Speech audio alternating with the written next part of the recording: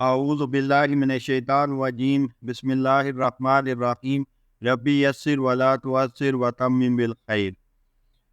سب سے پہلے آپ سے ریکویسٹ ہے کہ اگر آپ نے ابھی تک اس چینل کو سبسکرائب نہیں کیا تو اسے سبسکرائب کریں، لائک کریں، شیئر کریں اور بیل آئیکن لازمی پریس کریں تاکہ آپ کو ہر نئی آنے والی ویڈیو کا نوٹیفیکیشن موصول ہو سکے۔ جزاک اللہ۔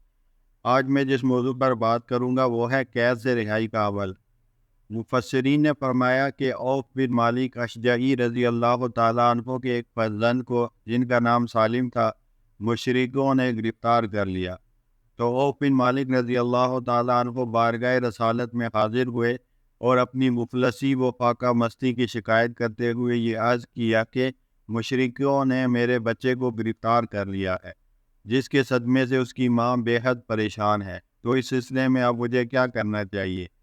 تو حضور صلی اللہ علیہ وسلم نے فرمایا کہ تم صبر کرو اور پرہیزگاری کی زندگی بسر کرو تو تم بھی بکثرت ولا حول ولا قوت الا باللہ العلی العظیم پڑھا کرو،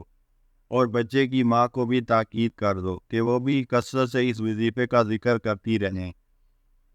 یہ سن کر عوف بن مالک اشجعی اپنے گھر چلے گئے اور اپنی بیوی کو یہ وظیفہ بتا دیا، پھر دونوں میاں بیوی اس وظیفے کو بکثرت پڑھنے لگے۔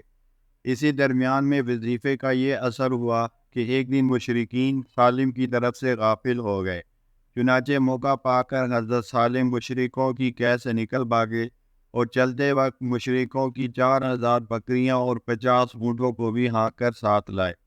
وہ اپنے گھر پہنچ کر دروازہ کھٹکھٹایا، ماں باپ نے دروازہ کھولا تو حضرت سالم موجود تھے۔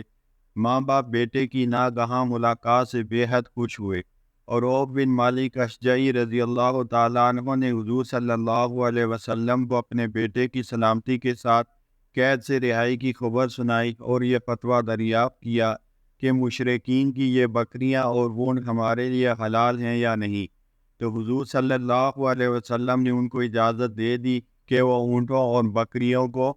جس طرح چاہیں استعمال کریں، اور اس کے بعد مدرجہ ذیل آیت نازل ہوئی کہ وَمَن يَتَّقِ اللَّهَ يَجْعَل لَّهُ مَخْرَجًا وَيَرْزُقْهُ مِنْ حَيْثُ لَا يَحْتَسِبُ وَمَن يَتَوَكَّلْ عَلَى اللَّهِ فَهُوَ حَسْبُهُ إِنَّ اللَّهَ بَالِغُ أَمْرِهِ قَدْ جَعَلَ اللَّهُ كُلَّ شَيْءٍ قَدْرًا۔